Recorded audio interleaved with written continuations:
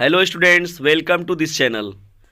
Students, आज हम सभी लोग जो हिस्ट्री के इम्पॉर्टेंट प्रश्न हैं, दीर्घ उत्तरी प्रश्न, उन पर आज हम सभी लोग बात करने वाले हैं। तो ये आज का जो वीडियो है बहुत ही इम्पॉर्टेंट होने वाला है, इसलिए आप वीडियो को लास्ट तक जरूर देखें।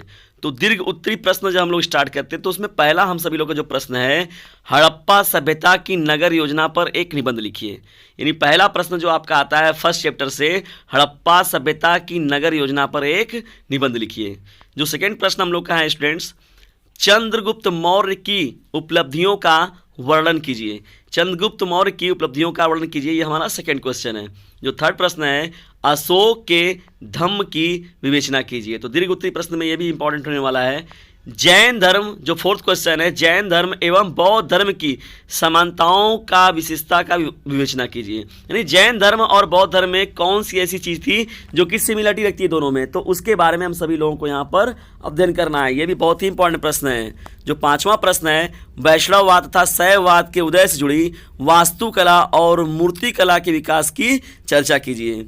छठा प्रश्न जो है, भक्ति आंदोलन के उदय कारण कौन से थे, विस्तार पूर्वक वर्णन कीजिए। यानी प्रश्न जो 6 है, भक्ति आंदोलन के उदय कारण कौन से थे और विस्तार पूर्वक उनका वर्णन। डियर स्टूडेंट्स, हम लोग आगे बढ़ते हैं। जो हमारा 7th क्वेश्चन है, विजयनगर के साम्राज्य की इतिहास एवं संस्कृति पर प्रकाश डालिए। यानी जो 7th प्रश्न हमारा है, विजयनगर के साम्राज्य की इतिहास एवं संस्कृति पर प्रकाश डालिए। तो विजयनगर का जो साम्राज्य है, यहाँ से आपका यह इंपॉर्टेंट प्रश्न है। जो 8वां हमारा प्रश्न है, विजयनगर की धार्मिक स्थिति एवं केंद्र पर प्रकाश डालिए। जो 8वां प्रश्न है, विजयनगर की धार्मिक स्थिति एवं केंद्र पर प्रकाश डालिए। जो 9th प्रश्न हम लोग का डियर स्टूडेंट्स है, वो मुगल कालीन इतिवृत्त से संबंधित ऐतिहासिक ग्रंथ पर निबंध लिखिए। यानी मुगल कालीन में जो भी ऐतिहासिक ग्रंथ लिखे गए हैं उन पर निबंध लिखने के लिए पूछेगा। जो 10th प्रश्न है, अकबर एक राष्ट्रीय शासक था, इस कथन की विवेचना कीजिए। तो अकबर जो बताया भी गया था कि मुगल काल का बहुत ही महत्वपूर्ण ये राजा हैं और अकबर एक राष्ट्रीय शासक था, इस कथन पर विवेचना कीजिए। ये प्रश्न आपका बन सकता है। जो 11वां प्रश्न है, मुगल कालीन चित्रकला के विकास पर निबंध लिखिए। तो मुगल कालीन चित्रकला के विकास पर निबंध लिखिए। तो यह भी बहुत ही इंपॉर्टेंट प्रश्न है। जो 12th प्रश्न हम लोगों का है, बाबर ने भारत में मुगल कालीन साम्राज्य की स्थापना कैसे की। यानी बाबर मुगल काल में जो मुगल काल का जो सल्तनत को स्टार्ट किया था, किसने किया था? बाबर। तो भारत में ये नींव रखी थी। तो बाबर ने भारत में मुगल कालीन साम्राज्य की स्थापना कैसे की, इसके बारे में बात किया जाएगा।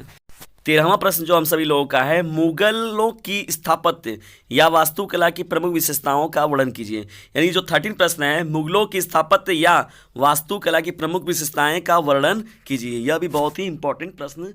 डियर स्टूडेंट, जो 14वां प्रश्न हम लोगों का है, संथालों ने ब्रिटिश शासन के विरुद्ध विद्रोह क्यों किया। संथालो जो जनजाति थी वो ब्रिटिश शासन के विरुद्ध विद्रोह क्यों किया, यह बहुत ही इंपॉर्टेंट प्रश्न है। जो 15वां प्रश्न है, 1857 ईस्वी के प्रथम भारतीय स्वतंत्रता संग्राम का क्या प्रारूप था, यानी किस प्रकार से उसको तैयार किया गया था। तो यह भी बहुत ही इंपॉर्टेंट प्रश्न है दीर्घ उत्तरी में आपका। 1857 ईस्वी क्रांति के परिणामों की विवेचना कीजिए। यानी 1857 की क्रांति क्यों असफल होगी, उसके परिणाम क्या हुए, यह भी बहुत ही इंपॉर्टेंट प्रश्न है दीर्घ उत्तरी के लिए। 17वां जो प्रश्न है हम सभी लोगों का, सहायक संधि प्रणाली से आप क्या समझते हैं।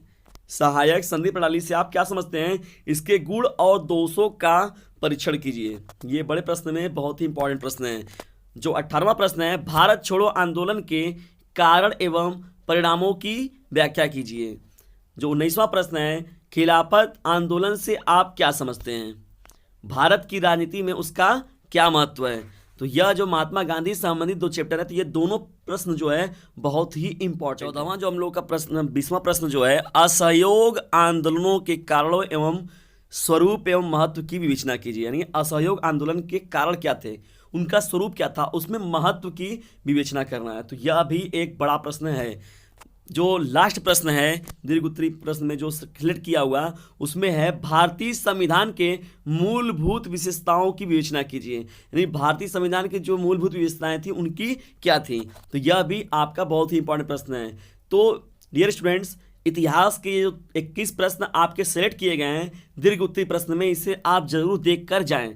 अगर आपको इसके उत्तर में प्रॉब्लम होती है तो आप हमें कमेंट बॉक्स में बताएं, ताकि हम इसका उत्तर आपको पीडीएफ के माध्यम से या जैसे वीडियो के माध्यम से आपको हम आसानी से दे सकें, ताकि आप 2021 यूपी बोर्ड के एग्जामिनेशन में अपना बेहतर दे सकें। तो thanks for watching this video.